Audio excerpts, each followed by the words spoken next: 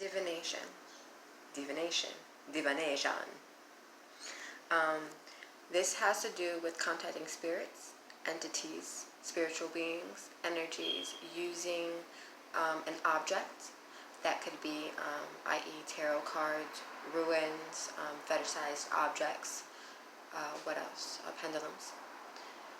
This has to do with a lot about why you're contacting this specific energy.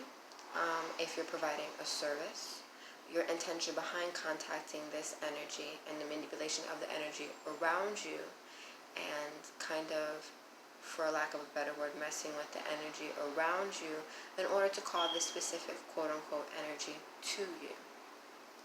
The universe will hear your intention. Even when you're working on the behalf of somebody else, what is the reason for you basically using this tool in order to contact this specific energy or spirit? Are you doing it as a service? If so, is the service to acquire accolade? Is the service to genuinely help people? Is the service in order to gain monetary value? Are you doing this with ill intentions, positive intentions? Are you quote-unquote guinea pigging this person? Are you not quite skilled yet? Haven't had your quote-unquote hermit period in order to acquire the skills in order to do this properly with balanced intentions?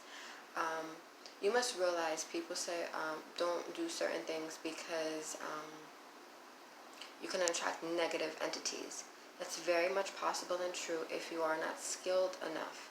And you can only get skilled enough through experience and through knowledge.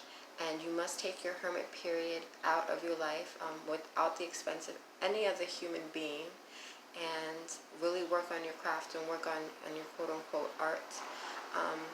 And this can be a genuinely good tool in order to connect to your spirit guides, in order to connect to entities, energies,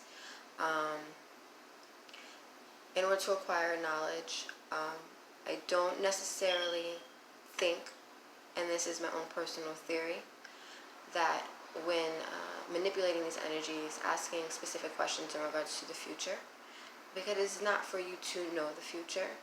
I heard once that looking into the past will give you depression, looking into the future will give you anxiety, and living presently is the best way to live, because you have to be content where you are in your current stage of learning, in your current stage of being, and accepting what has made you the person that you are up to this point.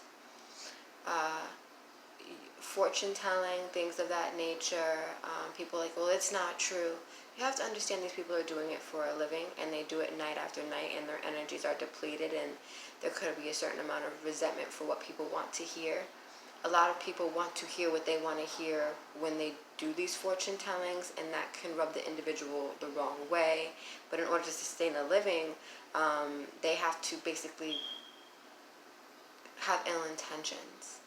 And we must all not judge other people and their situation.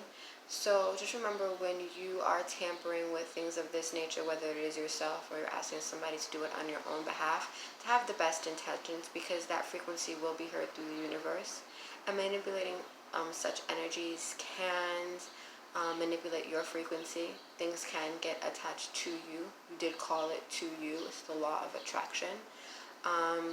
You can also on some level get addicted to the cards, because they can be so valid that you're addicted to knowing, when sometimes living in an existence of not knowing is the path of least resistance, thus creating a frequency that is open and free and unified. This has been Divination.